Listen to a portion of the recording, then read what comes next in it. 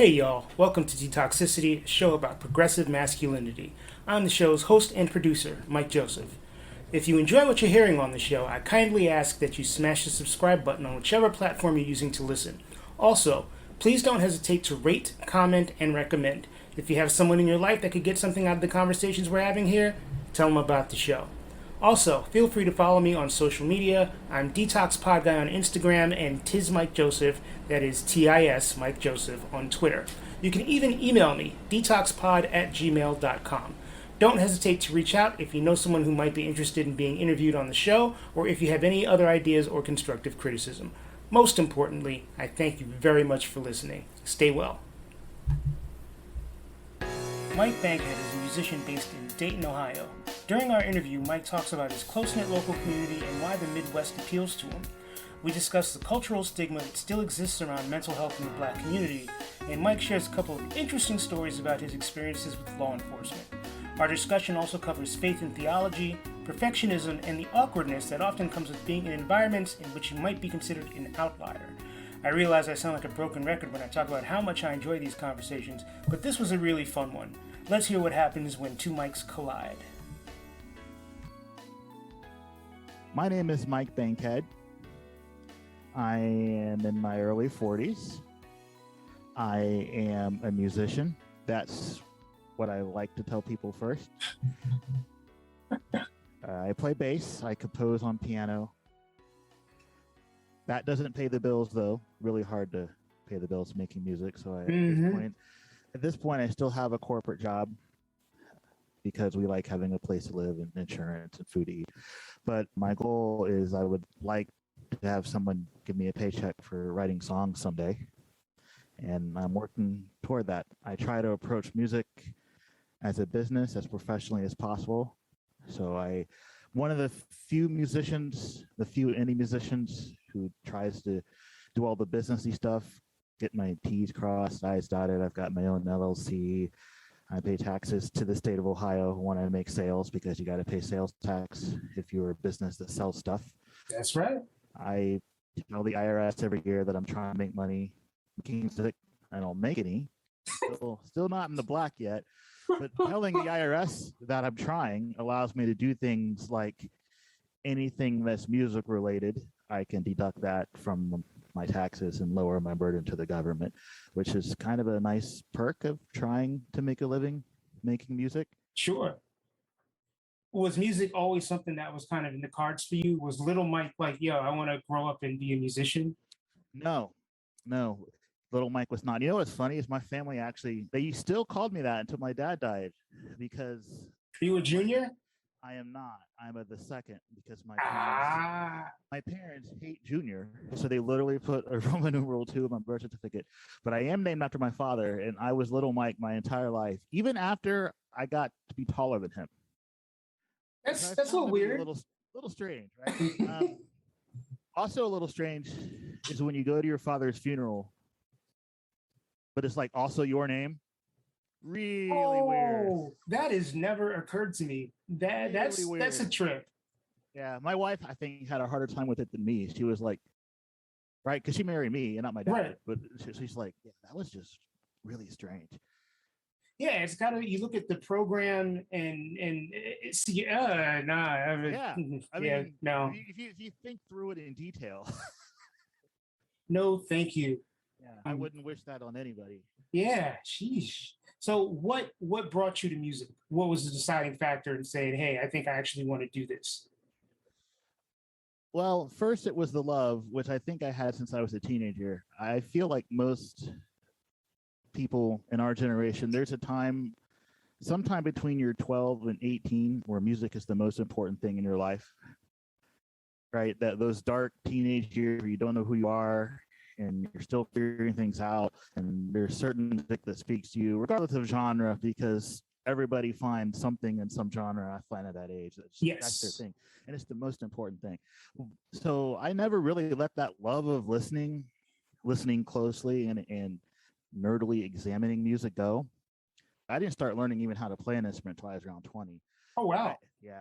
We're late in life. If there are young people listening to your podcast and they want to do music, the younger you start, the better. And it doesn't even matter what instrument you learn.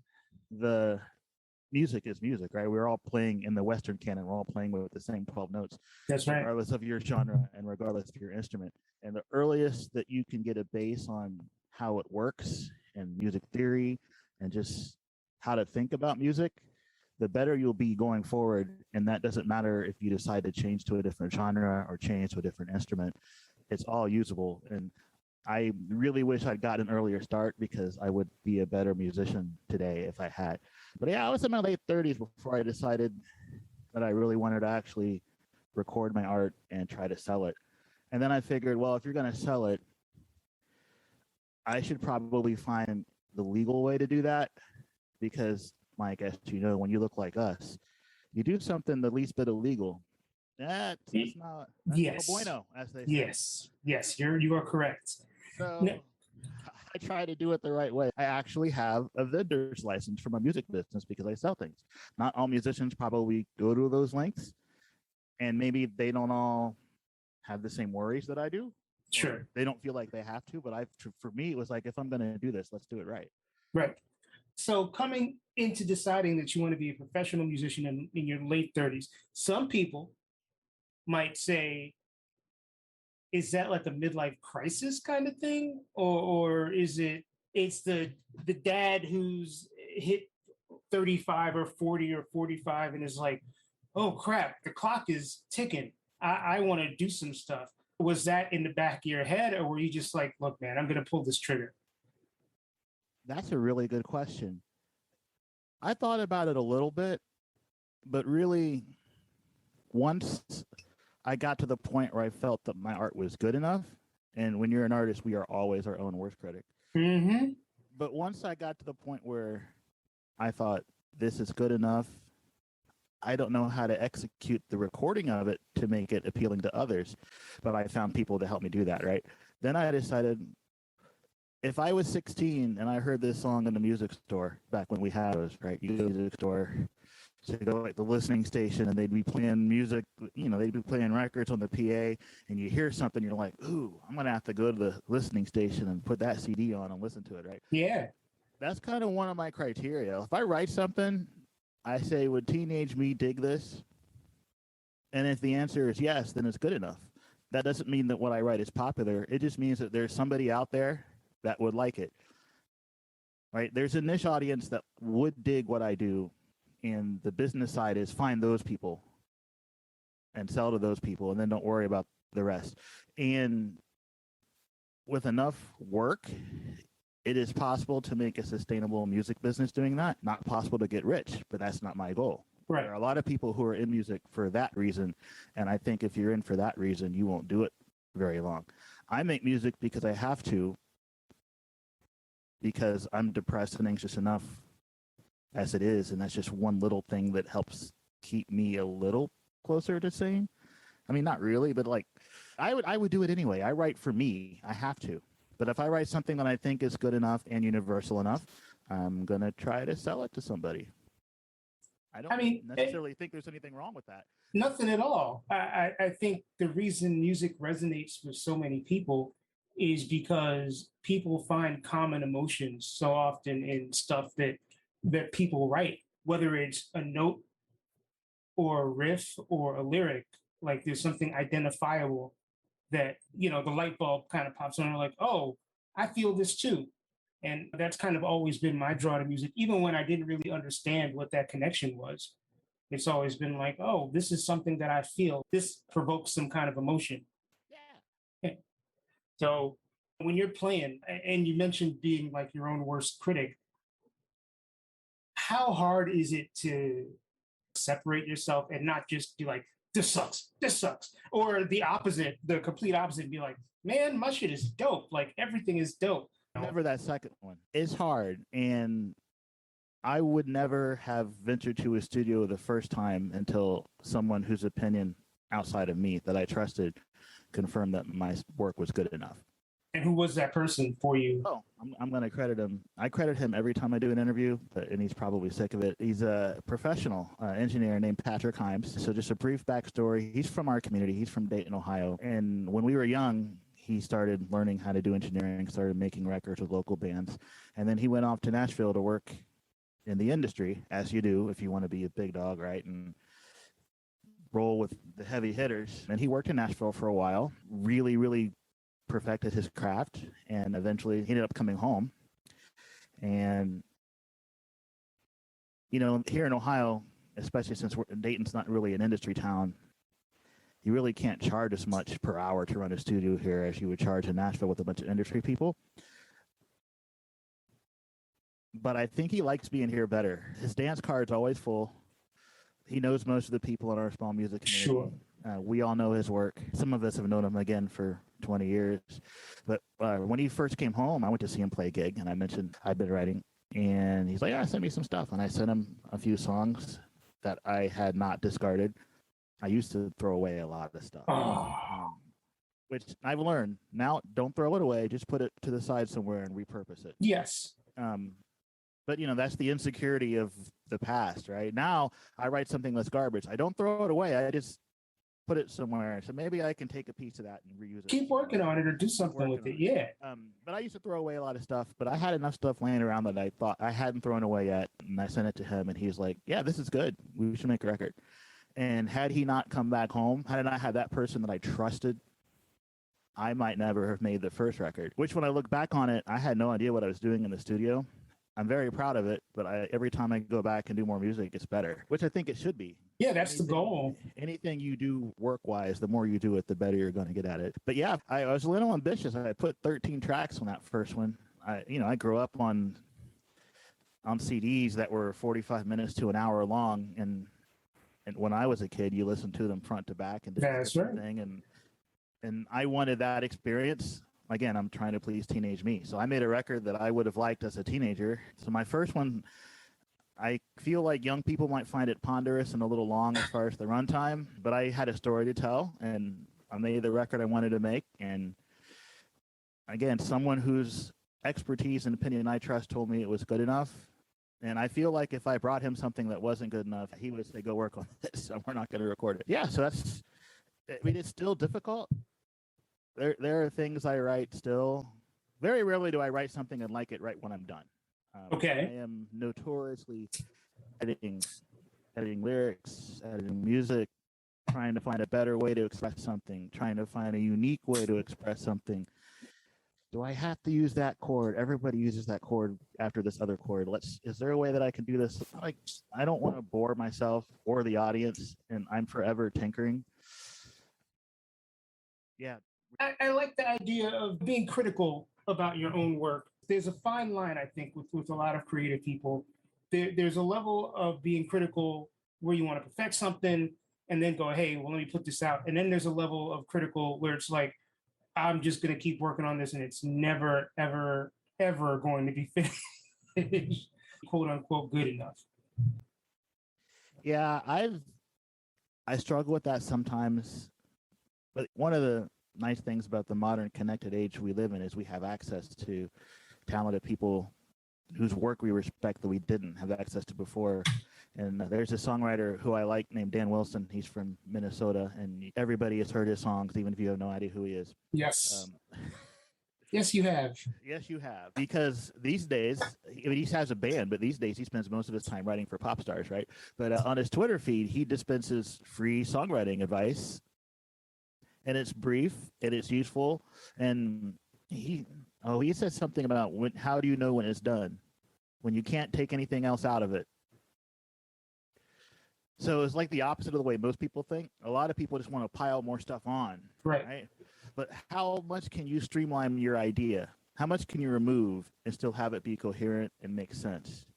You take something out, it no longer makes sense. Well, then that should have been there, and you're probably done. Right. That's one of the things I try to remember, to not go too crazy on the editing. And you talked earlier about how music is kind of your way out of sometimes feeling depressed and anxious. Has that always been a part of your life, and has music always been kind of the way out of that? Yes. I didn't get an actual diagnosis on mental health until I was in my 30s. But now that I know, when I look back at things in the past with what I know now, sure, the answer to that question is yes.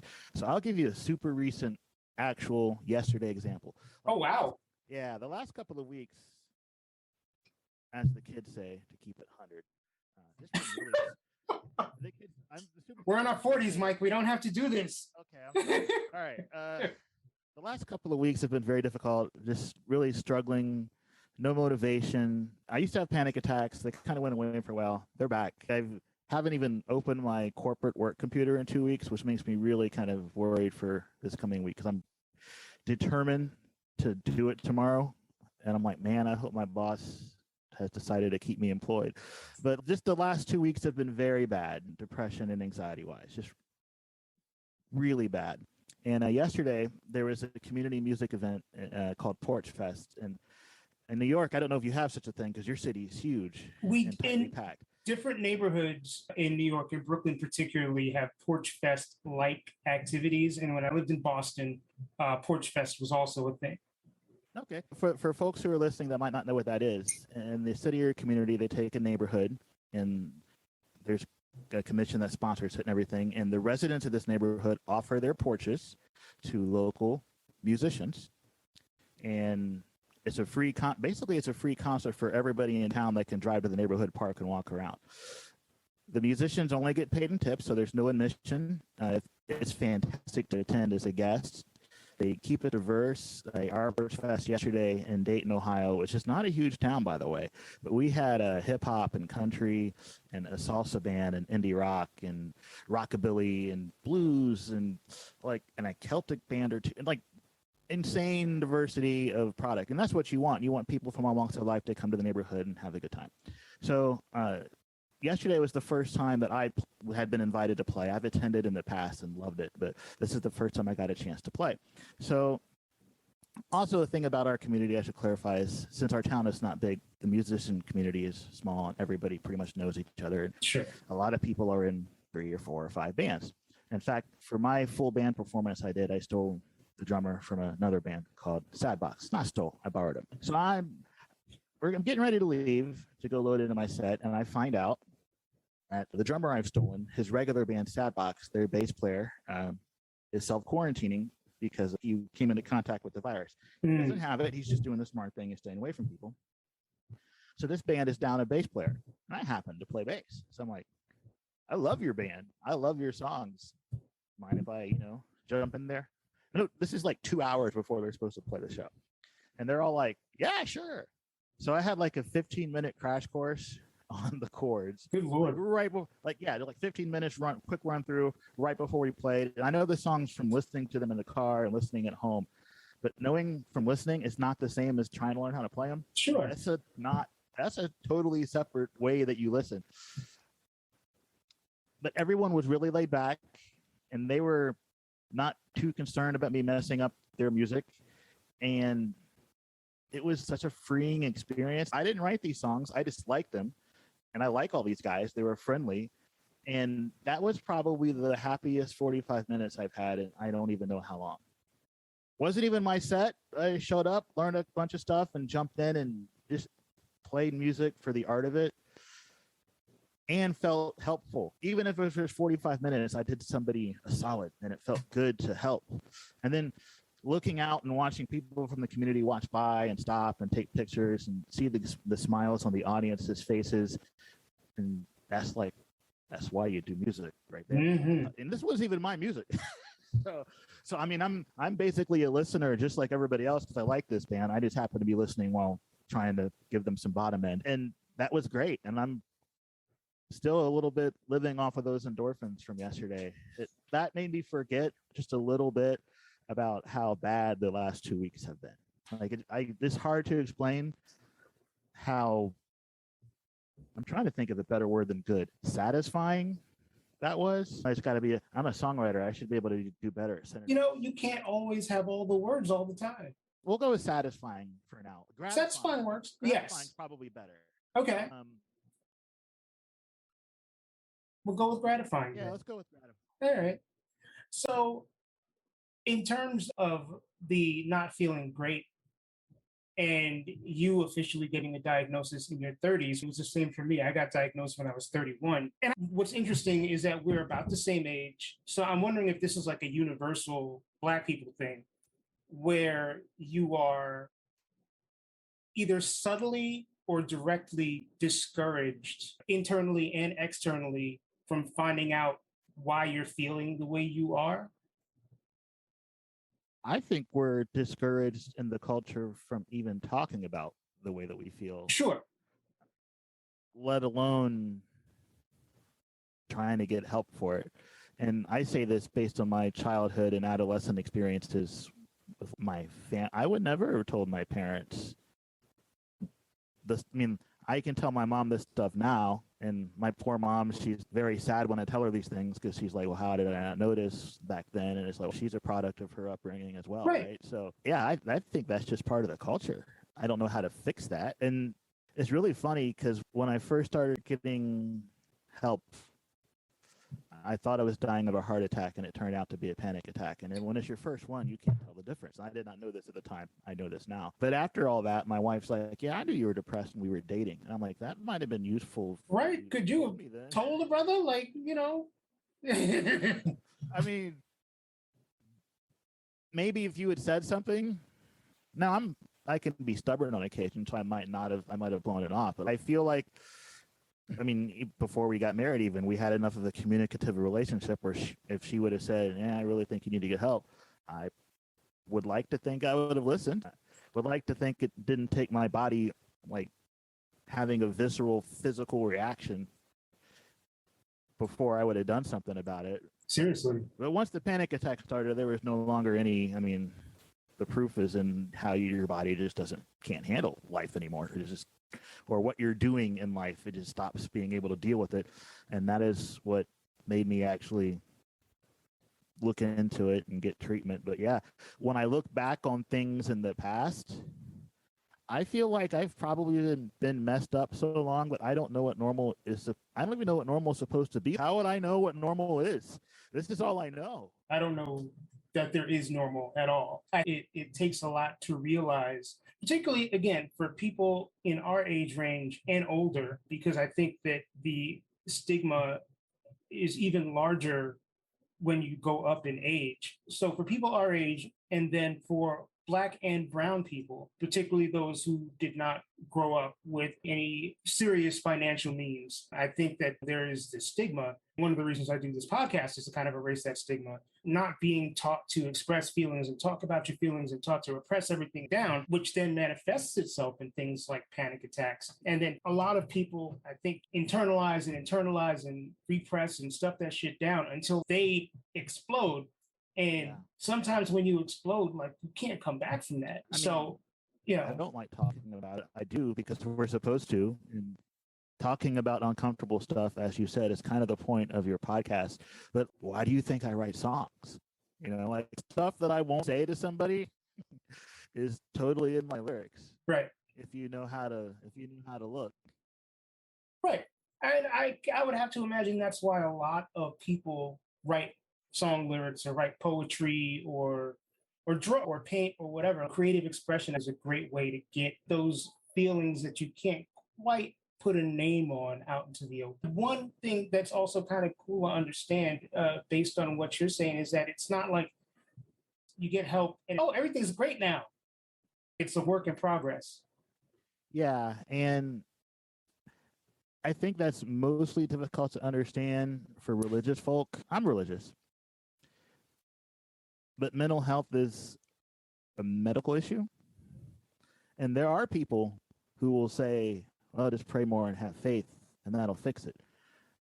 And I'm like, well, let's say that you have lupus or fibromyalgia. Are prayer and faith going to fix those things? No.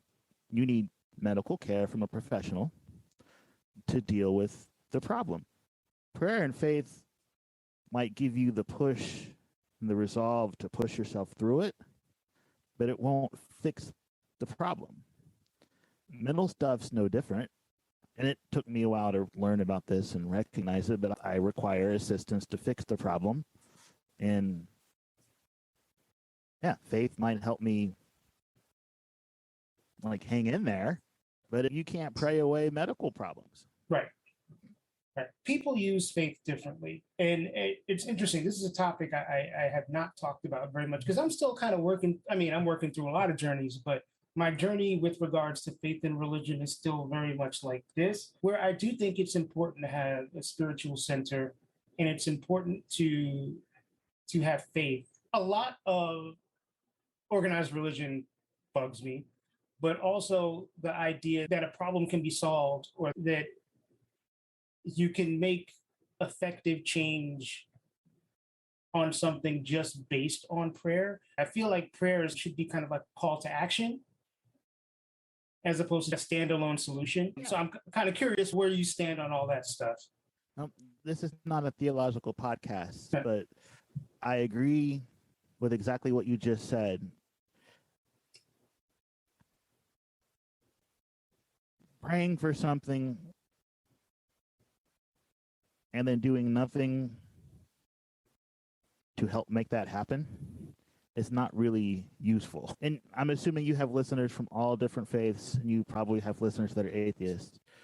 But for the atheists, suspend disbelief for just a few minutes and imagine that there is a God, just for this. Indulge me very briefly. And while you're suspending disbelief, believe that the deity has the power to help human beings.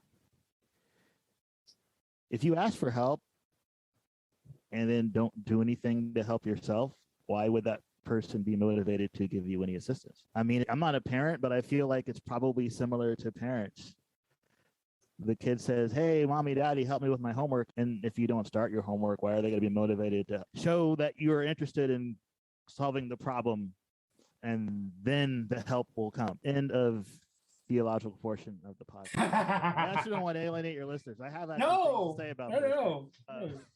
I mean, I get the metaphor. There's a difference between help me with my homework and do my homework for me. Yes, that's actually a better way to say it. Yes. And there are people that pray and they're asking it to get taken care of for them. And if you believe that's how it works, okay. I don't believe that's how it works. Right. I respect that. I totally respect that. Now, are you from Ohio originally? Yeah. Well, if you want to be super specific, I was born in West Virginia, but we only lived there like 3 months, so I don't remember any of it, which is why I don't have that accent. But I've lived in Ohio my entire life, except for 1 year. I worked for a company in my youth, and they sent me to live and work in El Paso. Okay.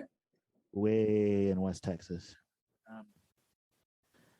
It was a very bad year of my life, but it was a learning and character building experience. My Spanish got better.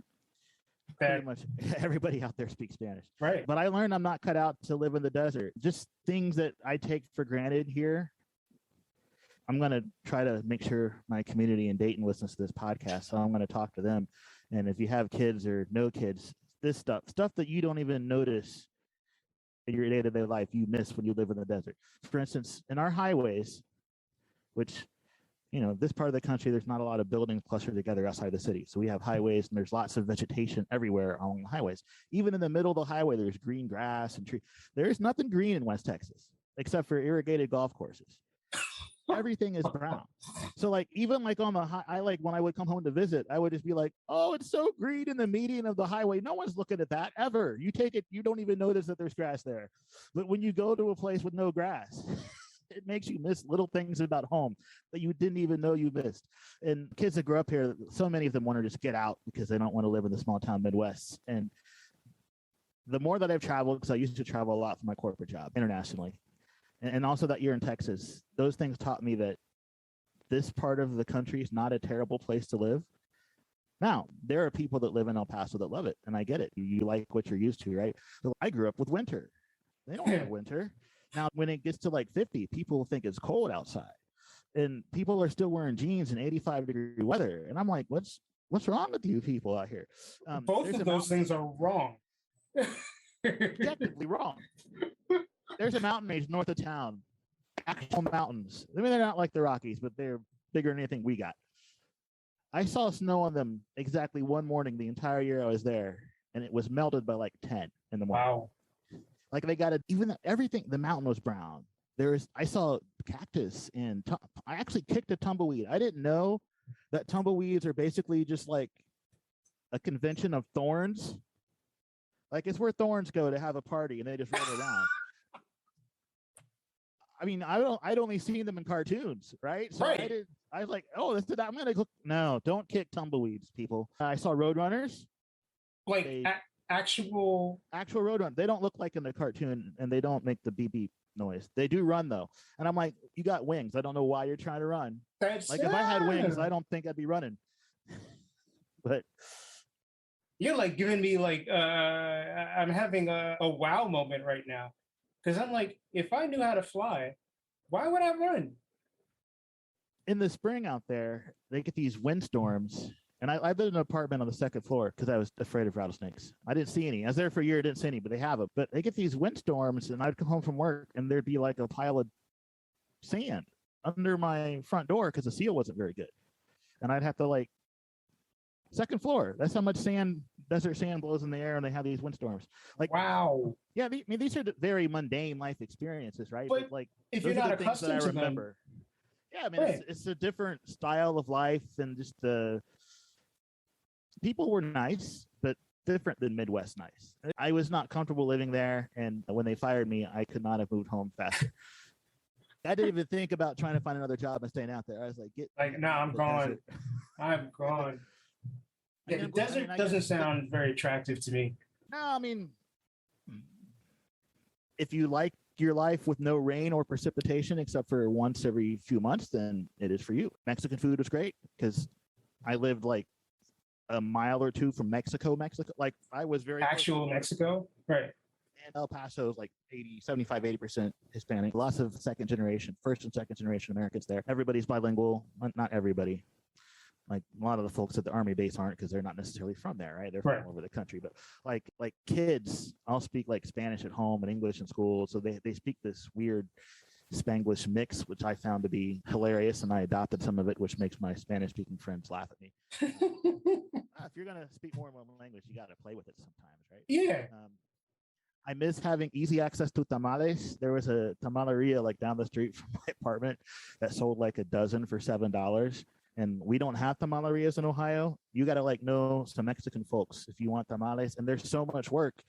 It's kind of hard to convince somebody to make you some. You have to make some really good Mexican friends. I have them, but I don't want to be like, hey, can you make me a dozen tamales? That's not nice. I know how much work it is to roll those up and then steam them. It takes a long time. So I do miss having a restaurant around that just had them all the time. Oh man. So there are a couple of good things about living in El Paso, but Ohio is the place for you. I would just say the Midwest in general. I've been to a lot of places where I say, you know what, I could probably live here.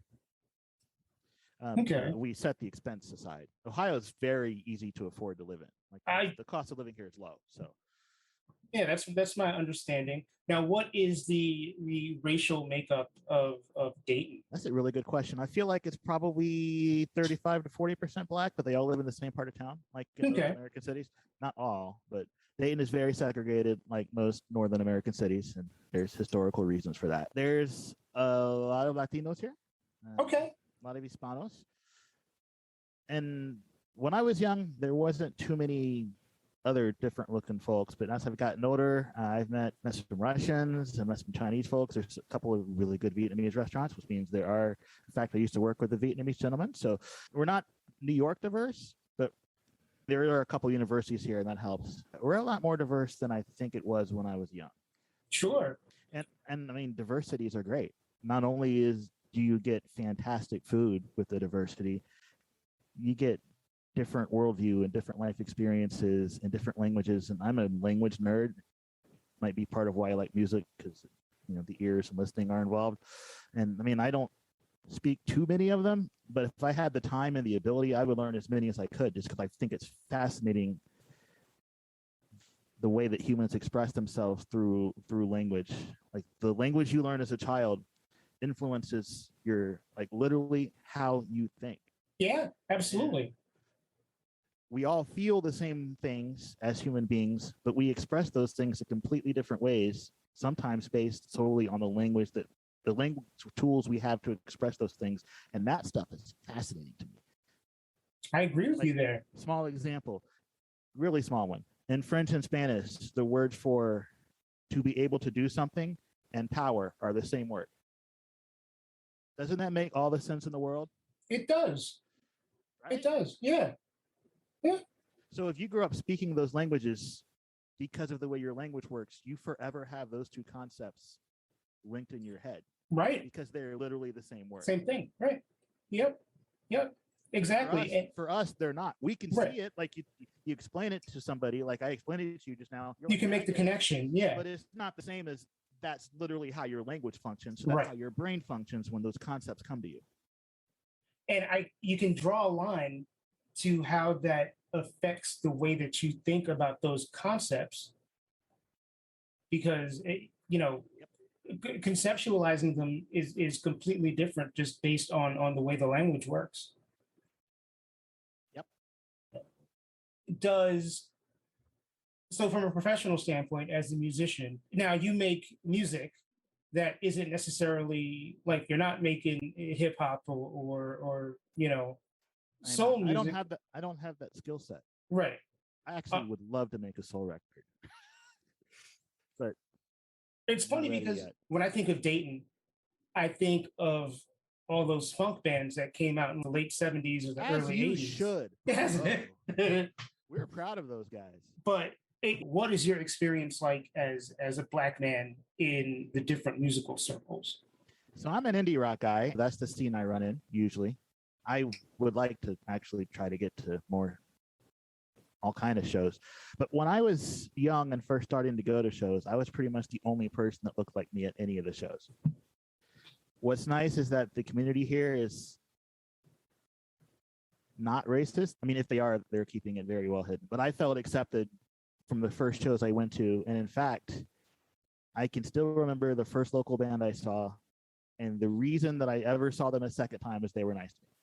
Had they been jerks, I might never have seen another local show again and might never have decided to make music or be involved in the community. Still today, often, I am the only person that looks like me at a show. Not always, but the overwhelming majority of the time. I feel like the community is still supportive. It does feel a little strange, though, especially considering rock and roll is our music. Yes, it is. And there are people that would try to argue about that, but those people are wrong. Yes, they are. Now, the nice thing is the musicians in our town, like the really accomplished and good ones and the nice ones, they all know that it's Black music and they're cool with it. I mean, some of the rock guys, some of the musicians in our community listen to more soul music than I do. Like I think of a gentleman who's in an Americana band and he's always listening to Aretha. And like I've listened to like 2 Aretha records, not nearly as much as I should. Right. Yeah. But this is a guy that doesn't even do the same genre, and he's respecting the roots, right? So I would like to make a soul record. I haven't listened to enough of that music, especially in my formative years, that time in my teens when I really got into music. I haven't listened to enough to know how to go about it. What were you listening to in your teens? So the pop station would play the top 40, which when I was first starting to listen to my own music, the Doggy Style record was the #1 record in the country. So What's My Name, My Snoop was on like their top music countdown literally every night. But like Smells Like Teen Spirit, we played like right after it. So basically your top 40 is what I was listening to. Like all the gangster rap, all the R&B flavored pop at the time, and all the what we look back and call alt rock now. I listened to all of that. But when I first started spending money on music, it was the rock and roll that really drew me in. So Nirvana, Pumpkins, Pearl Jam, Soundgarden, Stone Temple Pilots. Insert name of 90s band, I probably have every record they've ever made. Not to say I didn't. I mean, like there was a time when I knew all the lyrics to all the Snoop songs. Sure. But who didn't? Back then they were on the radio. It was ubiquitous. They were on the radio all the time. Yeah. And like there were videos back when MTV used to play those. Right. Like the Snoop and Dre videos were like funny. In addition to like the groove in the music, like they were actually funny videos. They were clever. Yeah. I had MTV for the first time around the same era, like 93, 94. And it was, Stone Temple Pilots and Smashing Pumpkins and REM. And Snoop video here and there, and a Dre video, and like a Warren G video, and then a Boyz II Men video. I'm just curious, like where your musical vocabulary kind of came from. And obviously, if you grow up listening to a lot of 90s, a lot of a particular kind of music that's going to inform the music that you make later in life. Yeah, it does. I lean myself more towards heavy power pop influences because I love harmonies. And so when I tell people, like they say, give me 3 bands you sound like, I say Fountains of Wayne, Superdrag. Got About Voices. I mean, you can't be from Dayton and do indie rock and not have those guys cast a shadow over everything that comes out of this town, right? Like they put out 3 albums last year, and I think they just dropped their second one this year. Like they're an unstoppable force of indie. And then Fountains of Wayne, I love the songwriting, and as a bass player, big fan of Adam Schlesinger. Like everything he may did he was rest gold. in peace. Yes. Yeah, it's very sad that he died prematurely, which a lot of people have because of the virus. Because of COVID, yeah. But huge influence on my work, even when you can't hear it. And then it's funny, I don't have the skill set to write a bio, so I hired a guy to do that for me. That's what you do. Hire experts to do things for you when you can't do it yourself. There's no shame in that, right? Hire professionals. He listens to my music, and he told me when we had an interview that he's like, you sound like Husker Du. And I thought that was hilarious because I've only listened to like 2 Husker Du songs, but I love Superdrag, and the guys in Superdrag all love Husker Du. So like I absorbed through osmosis. It's secondhand absorption. I mean, isn't that how music works, though? Yeah. I mean, anyone making rock and roll is absorbing Sister Rosetta Tharpe, but through lots of layers. Right. If you listen to Aretha, you're also listening to Mahalia Jackson. If you watch Michael Jackson dance, you're watching Jackie Wilson and James Brown. You can usually draw a line, a straight line or a crooked line, through influences and hear how someone has stopped on a sound but based it on people that came before them. So the whole Husker Du Superchunk thing, I can totally understand. And I read your bio. You're a professional or a former professional rock or music writer, not just rock, but you're like a music writer. So yeah, I feel like people who write about music for a living listen to as much or more than musicians do. Like, obviously, we listen because we're fans first, but if you're gonna write about it, you guys got to be fans to do it too. And I came into all that stuff as a fan. I've always been kind of a music geek. And I grew up listening to not just the stuff that was contemporary to when I was growing up, but I grew up listening to the Beatles and the Temptations and the Supremes and stuff that was on the radio, stuff that was laying around the house, stuff my teachers liked, and then kind of expanded my palette from there. I'm one of those people that even if I don't particularly like a genre or like a band, I appreciate where it comes from. I had a roommate for a while who was a cellist that introduced me to a bunch of classical music. And I'm not going to sit home and put on the Four Seasons by Vivaldi when I'm sitting in my house, like chilling out, but I can respect it. I work with a lot of metal bands in my day job, and I'm not a metal guy, but I can go to a metal show and I'm digging the music. I understand the difficulty of making that music and the passion of the music. So I try to keep my ear as open as possible. Forget the professional part of it. I think just as a music fan, it's good to sort of draw in all of these different places, all these different influences. Yes, I've gotten better at that. I used to be, when I was a kid, I used to only listen to, like, when I got into the rock, that's all I listened to.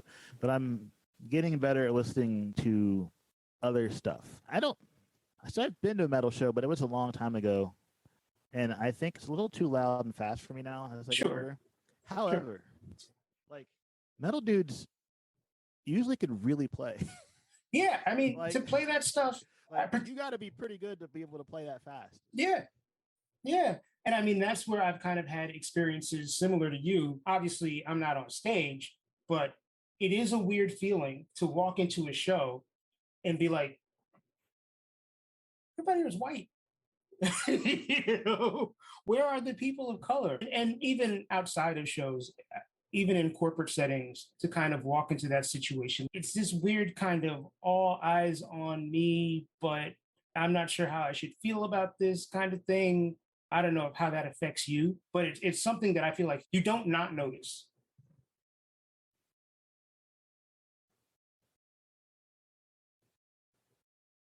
I feel like I'm so used to it now.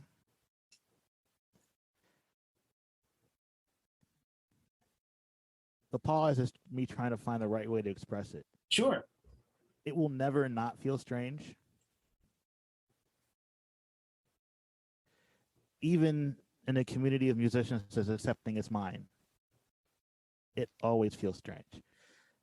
if I were to find a silver lining when I was young, any band I liked always knew who I was when I went to see them the second or third time. When you're the only dude in the room that's black and you're 6'3", people remember what you look like. That can be a plus for sure. But it feels a little unsafe sometimes.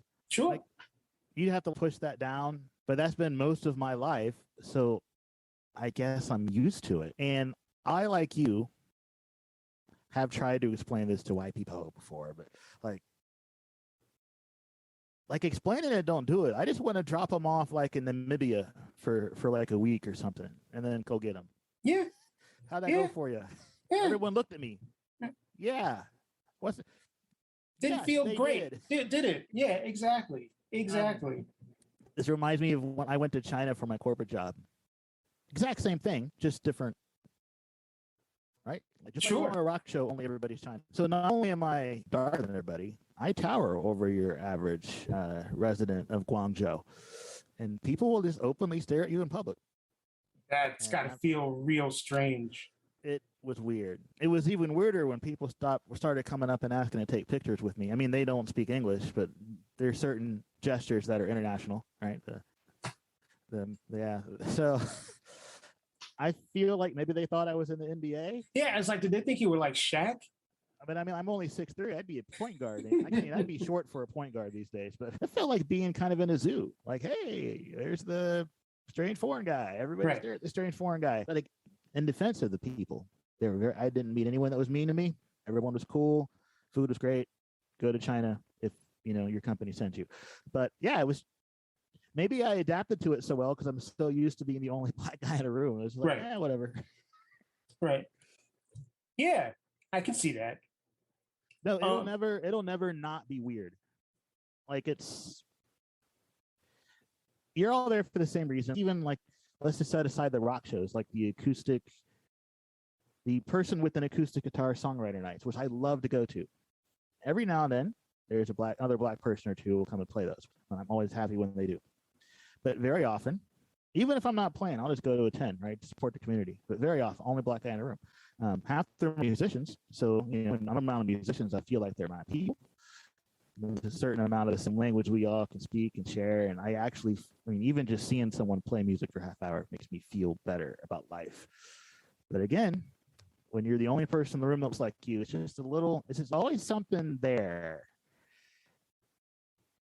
And I would be lying if I said it did not contribute to my general anxiety. And like, I really do hope my community listens to this, because I don't want anyone to think it's their fault, and I would like them to know that I love them. But I mean, it feels the way it feels. Right. And sometimes making people aware of the fact that a feeling exists can be super, super helpful. If taken in the right context, if taken with the right spirit. Well, we'll see if people listen to it and what they're like at the shows after this episode. I'm sure you'll be fine, Mike. No, our community is great and very accepting. But again, it feels the way it feels. Right. And I appreciate that you talk so much about community, because I feel like that's another thing that's important to me, and that I try to put forward in this podcast, like how important it is to have like people. And obviously you have a great deal of fellow musicians who are part of your circle. Like, how that's got to be helpful, not just in terms of the networking you have to do to be a professional musician, but also just in terms of dealing with the other stuff that you deal with. Having people who kind of know you from a creative standpoint and also know you from a personal standpoint. They can kind of walk both those lines. It's kind of funny. I have, not funny, haha, but funny, odd, or interesting. Again, when you write lyrics, you want to be precise. You should want to be precise. I have different communities of people depending on context, right? I mentioned earlier I'm religious. So with my faith, we're a brotherhood, sisterhood, and it's not really a gender neutral English way to say that, is there? A family, community. We're a family and we're a community. I've got my actual blood related family.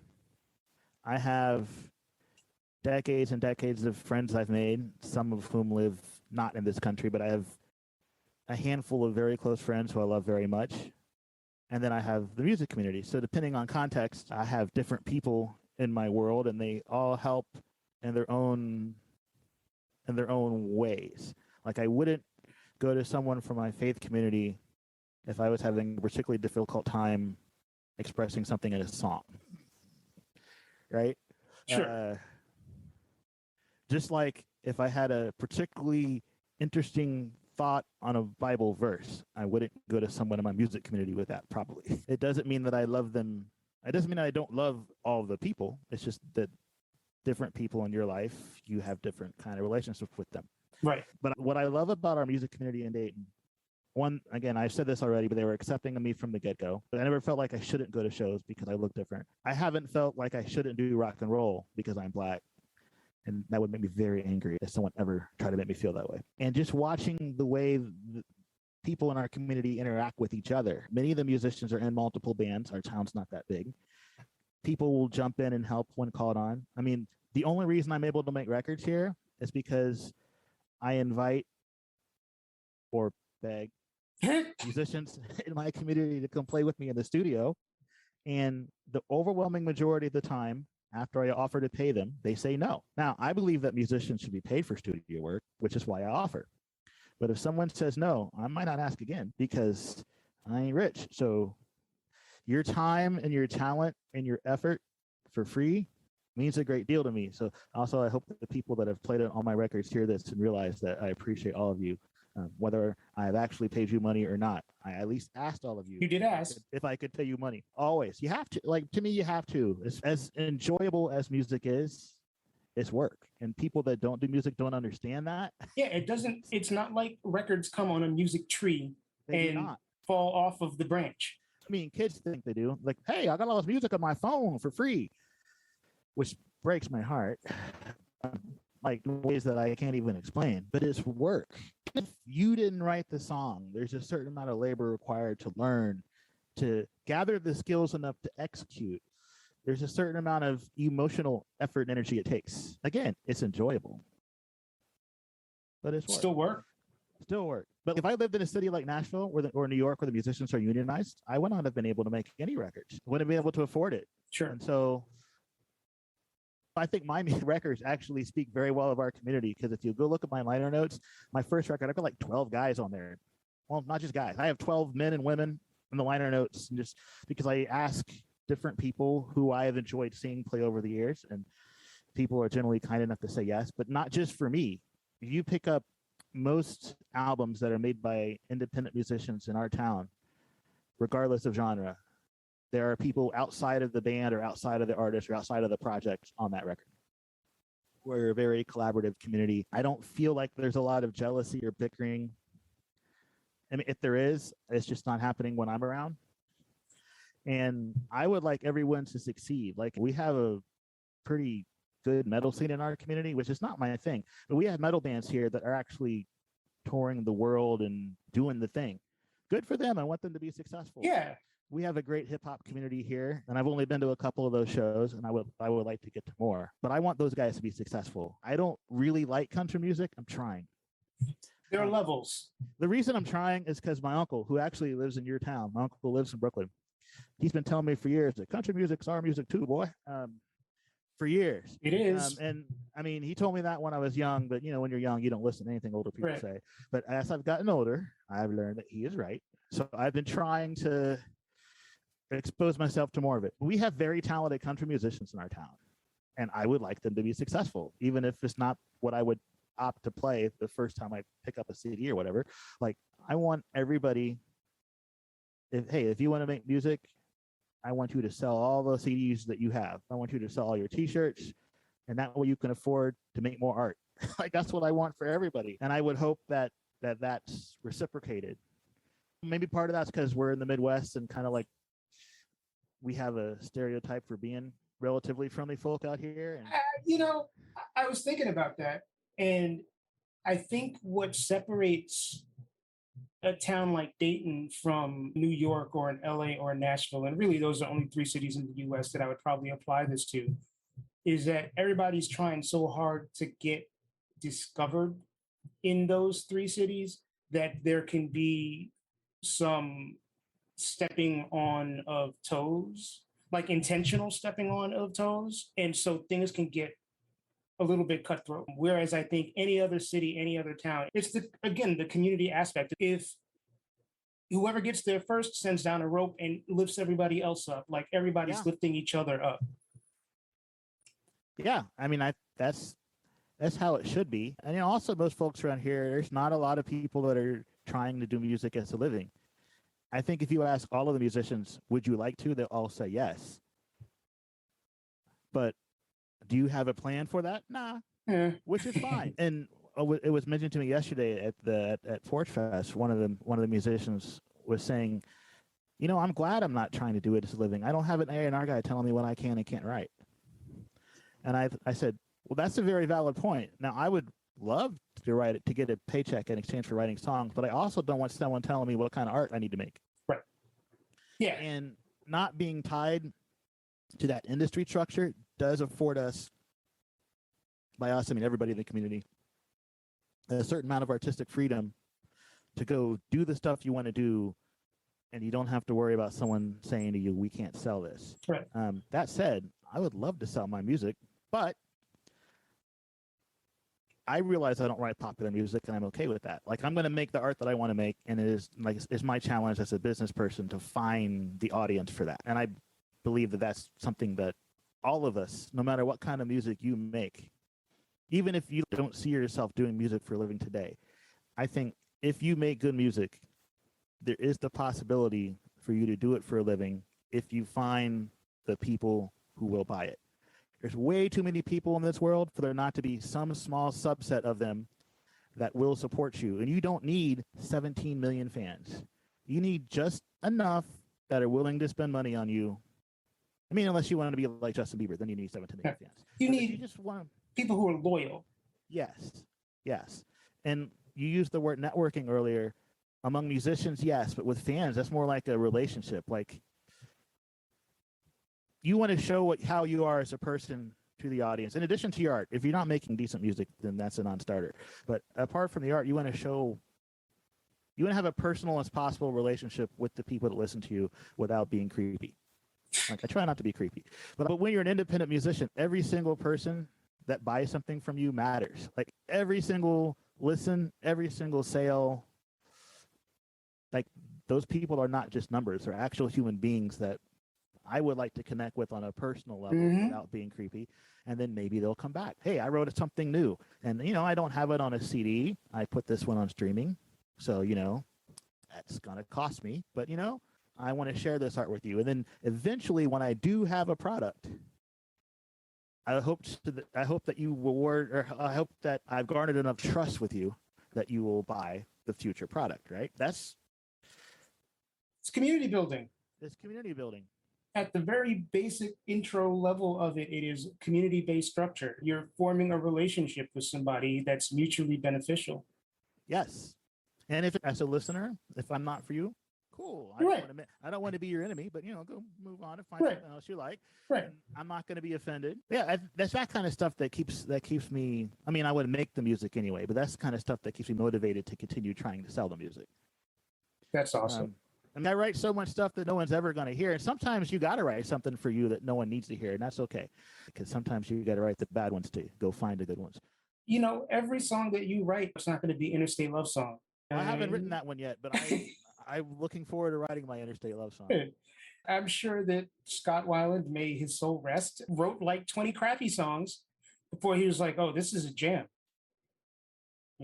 Or that song maybe went through 20 different iterations before it, we settled on, okay, this is the one that's going to be a hit.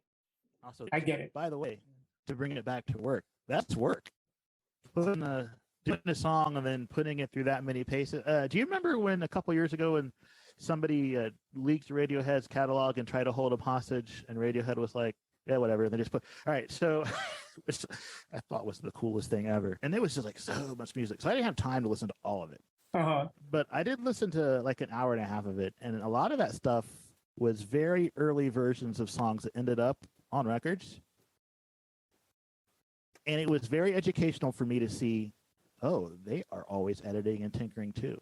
Like some of those songs were completely different from where they started to how they ended up on the record. Tempo changes, time signature changes, completely different instrumentation, completely different lyrics. Like, okay. It's not just, right. Yeah, I mean, but you can tell, and I mean, I'm in awe of their talent. But in addition to how talented they are, they put the work in. Okay, right. Right. It's not instantaneous. You have to arrange the colors into something that you're satisfied with. And that could take days, weeks, months, years in some cases to figure out. So it is a labor of love. The word labor is as important as the word love in this situation. You know? She got me motivated to shoot Chris and Sammy a text and be like, let's do part 2 of this racism chat. Honestly, scrolling through on the website, that topic, like it just jumped out at me. And, right. And I wasn't even halfway through of it. So my wife's a little white blonde girl. Okay. Who was raised, she's from Cincinnati, but raised in the outskirts. She's a country girl and just hasn't been exposed. Like there's just stuff that she just doesn't get. Sure. I mean, and I've been trying, but she's getting there. A few years ago, we had a driving while black experience while she was in the car with me. And I had told her before about it, but like, yeah, whatever. But she like experienced it firsthand. I mean, I did not break any laws, like, but I got pulled over by the racist cop. He screams at us, screams at both of us. And I told her, you need to record this entire interaction. She was so flustered and nervous that she couldn't. And I had to remain calm because you know what happens when you don't.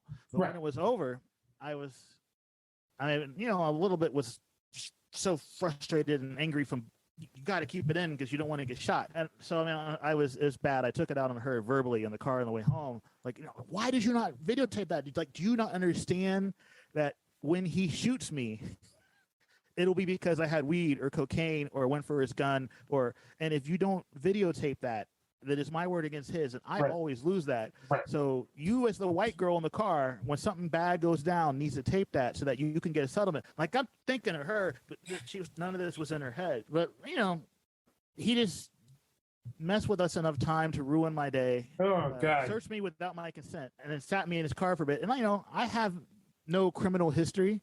So I don't know. I mean, he was surely disappointed when we got back to his car, and they run all the information. They find out that you just messed up my day because you're a jerk. Right. And then he started playing that game where they try to get you to agree that what they did to you is for your own good. And I did not say anything the entire time I was in his car. Because I'm like, this is all on the when you're in a car, you're recorded by the system, right? So this is all on tape. I don't want anything me being on the. This is in Michigan on the way home on 75. So I don't want the state government of Michigan to have anything that indicates that I agree with what this idiot is saying about how, because they'll spin it like that I consented to all this stuff. So I didn't say a single word while I was in his car. And he really tried to goad me to speak. But like just afterwards, I got the shakes and I got angry. And anger, And I tried to explain to my wife, what you don't understand is, when the policeman is coming to you, you can't be angry. You are angry, but you can't be, because it's literally a matter of life and death. Do you know what? Like, I was trying to guess. Do you know what that does to you? Like, it's like you're an animal backed into a corner. I hate to say that because we're not animals, but it's like you have the fight or flight, and you can't do either of those things because fight and flight both get you shot. Yep. So you don't have an option. You just got to sit there. I wrote a song about it because that's the only thing. I mean, what else could I do? Right. I wrote the song like 5 or 6 times and finally got a version that was fit for public consumption, and then grabbed a local rapper from my community to do a verse on it because, of course, he had the same thing happen. Sure. After that, she kind of got it a little bit more. So she at least tries to get where I'm coming from. But like with her upbringing, there's just stuff that she doesn't like. She had to take my word. She doesn't get it. Right. But, so I'm actually kind of bummed we had to have that experience. But for her, I'm glad that she had a firsthand experience of what the police do, because she has never seen a policeman that way. Little white girls are taught that the police are your friends and you can get them for anything and they're going to protect you. No, they're not. They are not. Nope. And also, so this is to make this even more weird. So my mom was a police dispatcher for 30 years. Oh, wow. A good one. Like, oh, wow. Professional. Yeah, so for the time I was 5 and she retired 6-7 years ago. And I'm from, like, the town I grew up in is actually smaller than Dayton. It's in the outskirts. It's called Xenia. Uh-huh. At least in the town I grew up in, like, the police there are like my mom's boys because she's the one that literally tells them where to go and what to do. Right. And I always saw those guys being respectful to her. It's like, in my hometown, I don't got I'm not afraid of the police. As a kid, I was like, man, if I get pulled over, my mama know before I do. Because if she's not working, someone is going to call her. Right. Like, if she's working, she'll know because they'll get the call. But if she's not working, one of the boys be like, I just pulled over your son. And, like, when my dad died, I go over to the house, and there's, like, 6 police cars there. And she's already retired at this point. But she'd been there so long and has so much respect on the force that all these guys came over. And it was a little disconcerting for me to be around so many cops. Sure. Until I saw, like, they were treating my mother with extreme respect and deference, kind of like how they treat the old black matriarch in the movies, you know? Right. And then I was okay. Like, they were, like, really, I thought, man, there is nowhere other city on this planet where I would even want to be in the same room with a policeman, other than because my mom worked for these guys for 30 Right. years. And so she sees police a little differently than me because she's been on the other side. But, man, they scare me to death, dude. Yeah, it's an experience that people just don't understand, like the relationship that people of color have with police versus the experience that, that white people have with police. Like, it's just, it ties all the way back into the empathy thing where it's just like, look, like, understand where this all comes from and why we feel the way that we do. I was doing some volunteer work we have a outdoor free amphitheater in town run by a nonprofit, and 50 free concerts a year, and there's always a uniform and plainclothes presence there. And I'm on the volunteer staff. I can sign up to work any of the concerts. It's a good way to serve the community. But a show a couple weeks ago, the plainclothes guys came up to talk to me, and I was nervous, and I thought to myself, I don't need to be nervous. These dudes are in khaki shorts and a polo, and the only thing that says they're police is they got guns in their hips, and they were chill. I mean, they were chill, but I didn't make a joke about them potentially being dangerous. They were like, nah, we're not dangerous. I'm like, well, you're the only ones here armed. Yeah. It's all about context. When I worked in retail, our security was usually off-duty police officers, and it's different having a working relationship with these people, given where we were working at the time. They were usually officers of color, but still, like, it I don't know. It's such a complicated thing. And I don't think that people, it's people who don't have the experience are never really going to know what it's like to have the experience until they're with someone who has an experience. And then they're like, oh, I sort of get it now. Yeah. I mean, I just try to remind my wife, like, every time she's driving and breaks a traffic law. Which sometimes she does it just out of neglect, or sometimes, right. She speed up to get to that yellow or whatever. Yeah. And I'm like, well, you did this there? I wouldn't have done that. Yeah.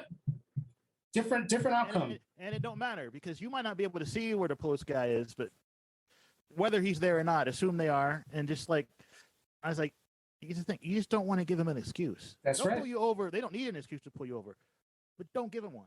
That's right. That is absolutely correct. Maybe they got something better to do and they don't want to mess with you today. And that's another day that I don't get shot.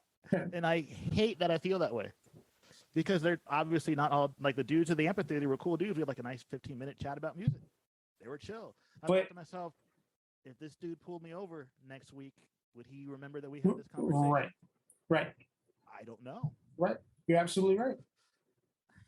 It's all about, in those types of situations, it's really all about context. Like, they can be cool one day and then 3 days later they can shoot you. We thought we were done recording before Mike decided to talk about his experiences with the police, and I'm glad we were still recording, because the stories that he tells give a good idea of the often complicated relationship that many people of color, especially black people, experience with law enforcement.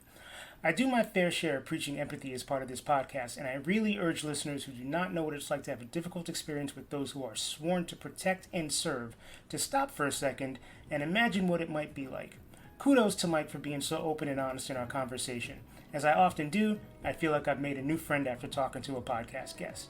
You can find Mike at MikeBankheadMusic.com. He is also Mike Bankhead Music on Twitter and on Instagram.